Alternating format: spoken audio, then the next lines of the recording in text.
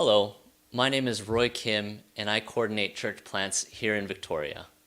As you know, Harvest Victoria is a 5-year strategic plan to cultivate a culture of discipleship in the Victorian Conference. An important part of being a disciple of Christ is getting involved in God's mission, which is why a part of the strategic plan for Harvest Victoria includes church planting. This year, the conference has set aside support for the new church plants in regional Victoria. This support comes in the form of funding for new church plants, as well as mentoring and training programs for church planters. This funding and support will continue on even after Harvest Victoria is completed. So perhaps you want to transition a branch Sabbath school or a small group into a church. Or maybe your church is wanting to reach out to a community by planting a church. We want to make sure that you have the support you need. I want to share an update of new church plants that have started over the past 2 years, along with a few missional stories from church plants here in Victoria. Over the past 2 years, 6 new church plants have started throughout Victoria. As you can see on the map, we have new churches in Yakandanda, Geelong, Phillip Island, Craigieburn, Clyde North, and in the eastern suburbs of Melbourne.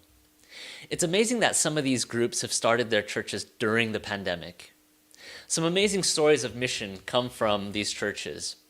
The Avenue Church started when a group of secondary education students from Nunawading Christian College decided to run a small group for their peers on a Friday evening after school.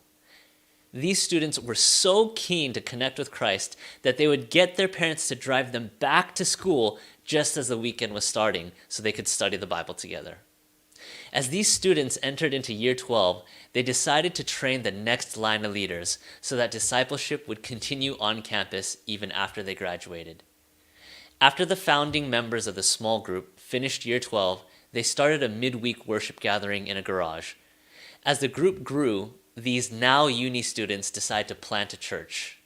The Avenue Church continues to provide mentoring for secondary education students while providing ministry and outreach to uni students as well. Clyde Connect is a church plant started by the Dandenong Filipino Church, based in Clyde North. Oftentimes, leaders of church plants pour most of their energy into Sabbath morning worship service, but not Clyde Connect.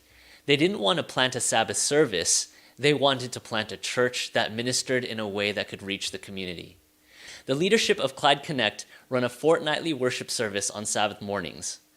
With the additional time and energy available to the leaders, the group have put their efforts into basketball ministry, health ministry, walking clubs, recipe clubs, and are planning to provide free car maintenance for families who are in need. The Phillip Island church plant started when an Adventist couple from the Leongatha Church decided to plant a church in Phillip Island. This couple joined Christian Surfers Australia and began mentoring a group of young people on the island.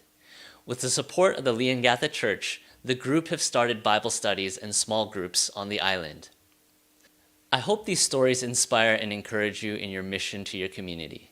If you sense God is leading you to plant a church, feel free to contact me, and I would love to pray with you and explore what church planting might look like in your community. God bless you.